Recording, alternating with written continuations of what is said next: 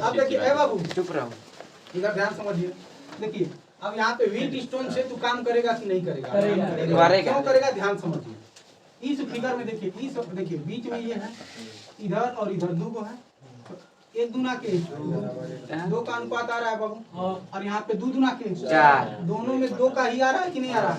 दो दूना के चार और एक दूना के दो, दोनों में दो दो आ रहा है ना बाबू? कितना आ रहा है? दोनों में दो दो आ रहा है। और जब दोनों में दो दो आ रहा है मतलब अनुपात क्या है? बराबर है। और जब भी अनुपात बराबर होता है तो वहाँ पे क्या होता है? व्हीट स्टोन सेतु होता है। क्या होता है बाबू? व्हीट स्टोन सेतु होता है। कैसे होता है व्हीट स्टोन सेतु? तो एक दूना के दो और दो दूना के चार। यदि मान लीजिए यहाँ पे दो रहता तब यह व्हीट स्टोन सेतु होता नहीं होता। क्यों नहीं होता बाबू? क्योंकि दो क्या मान लीजिए जब 12 कर देते हैं तो दो छक्के 12 और दो दूना के व्हीट स्टोन सेतु है। व्हीट स्टोन सेतु नहीं होगा। कब होगा बाबू? जब यहाँ पे देखिए इसका अनुपात जैसे यहाँ पे 12 है ना, तो दो छक्के 12 ना, मान लीजिए यहाँ पे 12 कर दिए तो यहाँ पे 12 छक्का होना चाहिए, तो व्हीट स्टोन सेतु होगा कि नहीं होगा? कैसे? आप तो दो छक्के 12 अब 12 छक्के दोनों का अनुपात बराबर आ रहा है। इधर ध्यान दीजिए, दोनों का अनुपात बराबर आ रहा है। जब भी बाबू दोनों का अनुपात बराबर होता है तो क्या होता है? व्हीट स्टोन सेतु। क्या होता है? व्हीट स्टोन सेतु। अभी कलम नहीं चला, इधर ध्यान दीजिए, अभी कलम नहीं चला। क्या होता है? व्हीट स्टोन सेतु। अभी नोट करने का टाइम नहीं है। व्हीट स्टोन सेतु जहाँ होता है तो वहाँ बीच वाला क्या हो जाता है? गायब हो जाता है। बीच वाला क्या होता है? गायब हो जाता है। व्हीट स्टोन सेतु का मतलब ही है कि बीच वाला क्या हो जाएगा बाबू? गायब हो जाएगा। क्या हो जाएगा? गायब हो जाएगा। यहाँ लिखिएगा P/R बराबर Q/, स्पष्ट है कि यहाँ क्या है? यहाँ व्हीट स्टोन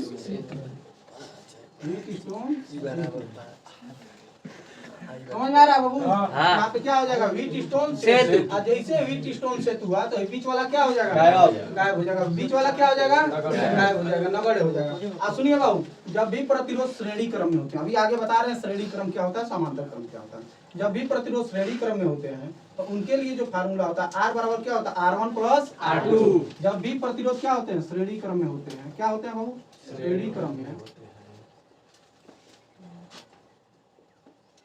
R बराबर क्या होता है? R1 + R2। और समांतर क्रम में होते हैं तो उनका फार्मूला क्या होता है?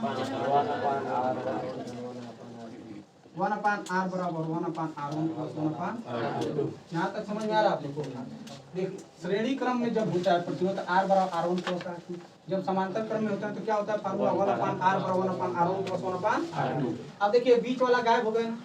अब श्रेणी क्रम का मतलब क्या होता है बाबू? जब एक ही तार में या एक ही ब्रेंच पर जितने भी लोग बैठे होते हैं, एक ही तार में जितने भी लोग होते हैं, जितने भी प्रतिरोध होते हैं, तो सारे प्रतिरोध किस क्रम में होते हैं? बच्चे वो सारे प्रतिरोध किस क्रम में होते हैं? श्रेणी क्रम में। कौन से क्रम में होते हैं? श्रेणी क्रम में। श्रेणी क्रम में। कौन से क्रम में होते हैं? श्रेणी क्रम। देखिए एक नया फिगर हम बनाएंगे।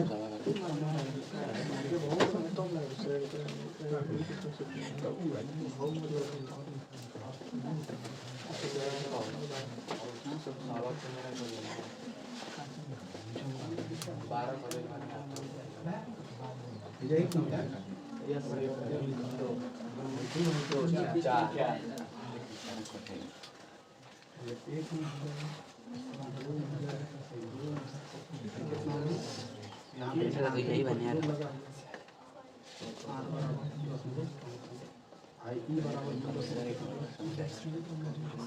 अब देखिए बाबू इधर ध्यान दीजिए, यदि यहाँ से अच्छे समझ जाएंगे तो समझिए यहाँ से यहाँ तक जाने के लिए कितने रास्ते? कैसे कैसे? देखिए एक ये वाला रास्ता और एक ये वाला रास्ता, दो रास्ता है कि नहीं? और एक रास्ते में जितने भी प्रतिरोध होते हैं ना, तो आपस में जितने भी प्रतिरोध होते हैं तो सारे प्रतिरोध आपस में किस क्रम में होते हैं? श्रेणी क्रम में। कौन से क्रम में होते हैं? श्रेणी क्रम। आप बताइए यहाँ से आप चलना शुरू करिए यहाँ के लिए, तो इधर से चले तो कितने प्रतिरोध पड़ रहे हैं? दोनों प्रतिरोध किस क्रम में है बाबू? कौन से क्रम में है? श्रेणी क्रम। और श्रेणी क्रम में है तो श्रेणी क्रम के लिए फार्मूला क्या होता है? R बराबर R1 + R2, यानी 2 और 1 मिलके क्या हो जाएगा? अब देखिए इधर से आप चलना प्रारंभ किए को प्रतिरोध है? दो है। दोनों किस क्रम में होगा? कौन से क्रम में होगा? तो श्रेणी क्रम के लिए तुल्य प्रतिरोध R बराबर क्या होता है? R1 प्लस R2 मतलब 2 अधन 4 बराबर कितना हो जाएगा? बात की गहराई समझ में आ रही कि नहीं आ रही? नहीं समझ में आ रही? किसको हाथ ऊपर करियो भाई साहब, आपको समझ में आ रहा? पीछे वाले दिखाई दे रहा कि नहीं दिखाई दे रहा? पूरा एकदम जगह फुल आप लोग दिखाई दे रहा है ना? किसी कोई दिक्कत तकलीफ समझ में आ रहा कि नहीं आ रहा? इधर से आप लोग समझ में आ रहा ना? आप लोग वो पीछे वाले तो समझ में आ रहा? आपको समीर अहमद जी तो जी लगा रहे हैं तो जी लायक काम करिए ना, समीर वाला काम मत करिए।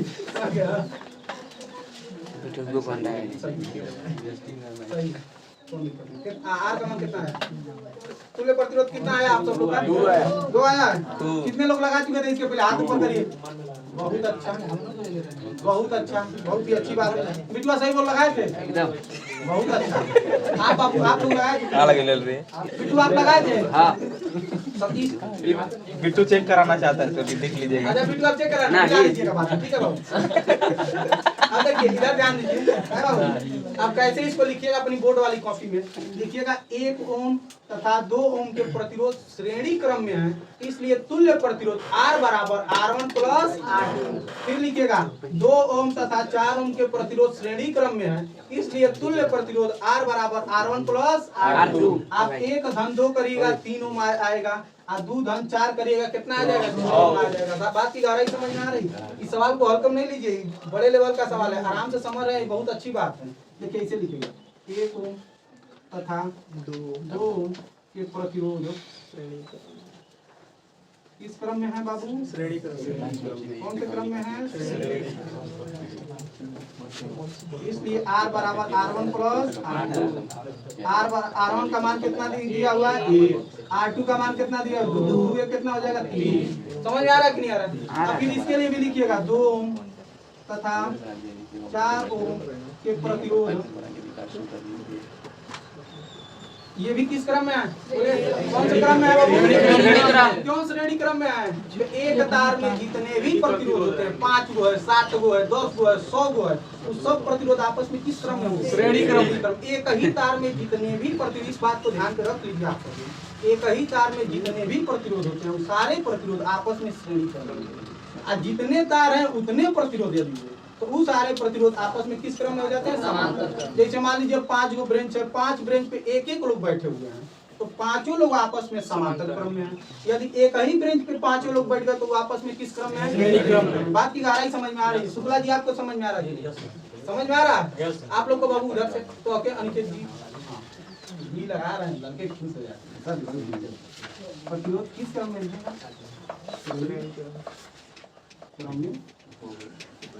इसलिए तुल्य R बराबर क्या हो जाएगा? R1 प्लस R1 का वैल्यू कितना है? कितना है R1 का वैल्यू? 2 तो और R2 का वैल्यू कितना हो जाएगा? 4। और 4 धन 2 बराबर 2 प्लस 4 इक्वल टू 6। समझ आ रहा है? जल्दी नोट करिए इसको। लगा दिया? अरे वाह, बहुत अच्छी बात है। आप लोग लगाए? इधर ध्यान दीजिए, दोनों को जब जोड़ा है तो श्रेणी क्रम में था, अभी दोनों को जोड़ दिया तो दोनों को जोड़ के एक ही प्रतिरोध बनेगा, इन दोनों को जोड़ के भी एक ही प्रतिरोध भाव बनेगा। तो नया प्रतिरोध यहाँ बनाएंगे, देखिए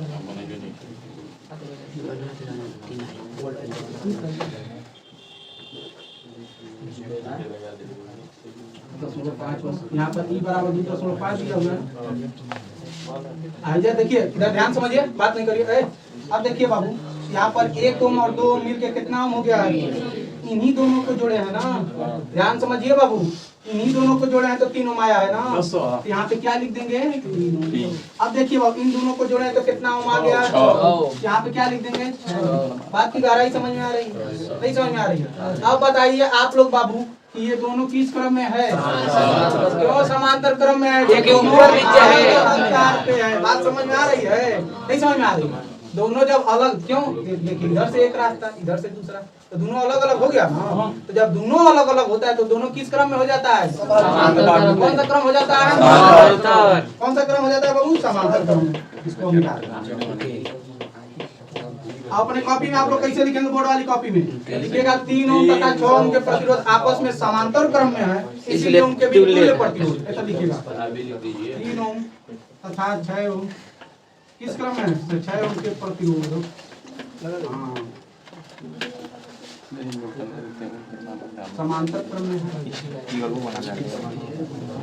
और समांतर क्रम के लिए फार्मूला क्या लिखवाए हैं? समांतर क्रम के लिए फार्मूला 1/r प्लस 1/r2 लिखेंगे 1/r बराबर 1/r1 प्लस 1/r2। एक चीज आप लोग बताइए ना, r1 का वैल्यू कितना है और r2 का वैल्यू कितना है? 1/6 3 प्लस 1/6 3 और 6 का एलसीएम क्या होता है बाबू? 6 3 गुना के 2 करने 2 6 करने 6 सब समझ में आता है? हां कितना हो जाएगा? 3 करने 3 3 गुना के 6 मतलब 1/r बराबर 1/2 इसलिए r बराबर क्या हो जाएगा बाबू? 2 हो जाएगा। यहां तक किसी कोई दिक्कत तकलीफ नहीं? समझ में आ रहा है आप लोग को? अब देखिए कैपिटल R का मान निकल गया बाबू। देखिए कैपिटल R का मतलब क्या होता है? का मान का आना चाहिए 1.5। अब देखिए कैपिटल R सुनिए, कैपिटल R समझिए, कैपिटल R का मतलब होता है जब केवल प्रतिरोध कहता है बाबू तो कैपिटल R का मान होता है। जब आंतरिक प्रतिरोध कहता है तो वह स्मॉल r का मान होता है। किसका मान होता है? स्मॉल मान होता है। किसका मान होता है बाबू? Small r। स्मॉल r को किससे रिप्रेजेंट मतलब आंतरिक प्रतिरोध को किससे रिप्रेजेंट? स्मॉल r से। आप बताइए इसमें कहीं आंतरिक प्रतिरोध दिया हुआ है? दिया हुआ है। कितना दिया हुआ है? 0.5 नहीं समझे? 0.5 समझ गए? मतलब स्मॉल r बराबर 0.5 ओम। ठीक है, ये स्मॉल r का मान है। इसे आंतरिक प्रतिरोध कहते हैं। आंतरिक प्रतिरोध किसे कहते हैं? कौन परिभाषा होता है बताइए? क्या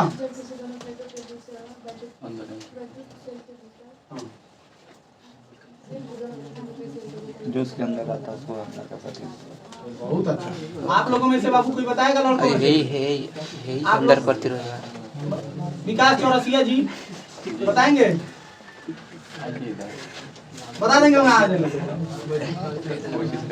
कोशिश करेंगे। इतना 4 लाइन में परिभाषा कुछ नहीं तो इतना जान जाइए प्लेटों के बीच या सेलों के प्लेटों के बीच उत्पन्न घोल द्वारा उत्पन्न अवरोध को आंतरिक प्रतिरोध कहते हैं। समझ में आ रहा है?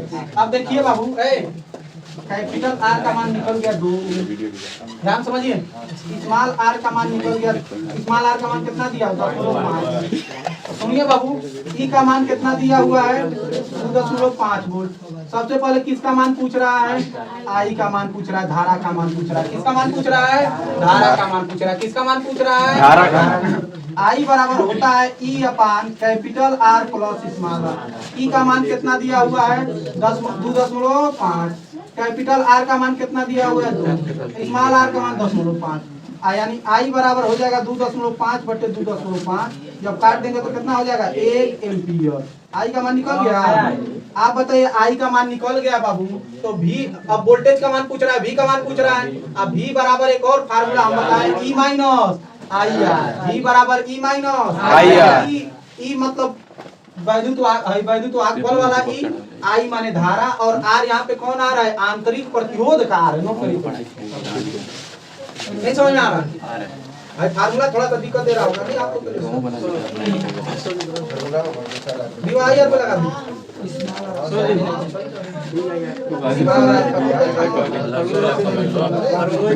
V बराबर IR पे भी लग जाएगा। सर जी उसी पे लगाया। V बराबर IR पे क्या दिक्कत है? लीजिए भाई, ये जो लिखे दिखाई देगा। हाँ उसी पार्ट के। अरे V बराबर IR। अब देखिए I का मान कितना निकल गया? 1 और कैपिटल R का मान कितना है? 2 करने 2 वोल्ट का सवाल लग गया। उसी तो हुआ भैया। समझ में आ रहा है? नहीं समझ में आ रहा? 3 ओम तथा 6 ओम के प्रतिरोध किस क्रम में है बाबू? समांतर क्रम में। ऊपर नीचे कौन सा क्रम में है? समांतर। और समांतर क्रम के लिए फार्मूला होता है 1/r1 प्लस 1/r2। R1 का वैल्यू दिया हुआ है 3 और R2 का वैल्यू कितना दिया हुआ है? 3 और 6 का एलसीएम हो जाएगा 6। 3 गुना के 6 6 करने 6 कितना हो जाएगा? 3 3 बटे 6 3 करने 3 3 गुना 1/r 1/r क्या हो जाएगा? 2। इसलिए R बराबर क्या हो जाएगा? यहाँ तक समझ में आ रहा है कि कौन से R का मान निकला है? कैपिटल R प्रतिरोध का मान निकला। किसका मान निकला? तुल्य प्रतिरोध। कैपिटल R का मान निकल गया। स्मॉल r का मतलब आंतरिक प्रतिरोध का मान दिया हुआ है 0.5 ओम और E का मान दिया 2.5 वोल्ट। I का मान पूछा है, फार्मूला था I बराबर अपन capital R plus small r। Capital R का मान दिया 2.5 और मतलब E का मान दिया 2.5, कैपिटल R का मान दिया 2 और 10 तो स्मॉल आर का मान कितना दिया 10.5। जब इसको जोड़ेंगे तो 2.5 हो जाएगा। 2.5 से 2.5 क्या हो गया? कट गया। आई बराबर कितना आ गया बाबू? 1 एम्पीयर। बात समझ में आ रही है? ये आई का मान निकल गया। अब देखिए वोल्टेज V का मान पूछ रहा है तो V बराबर होता है आई आर। ओम का नियम क्या कहता है? किसी चालकता की भौतिक अवस्था में कोई परिवर्तन न किया जाए तो उसमें बहने वाली धारा उत्पन्न विभव के अनुक्रमानुपाती होती है। समझ में आ रहा है? हाँ। V बराबर क्या हो जाएगा? I R. आई का मान दिया हुआ 1 और R का मान यहाँ क्या निकाला गया? 2। 2 करने का हो जाएगा 2। V बराबर क्या हो गया? 2 वोल्ट। समझ में आ रहा है? किसी कोई दिक्कत तकलीफ बोलिए समझ में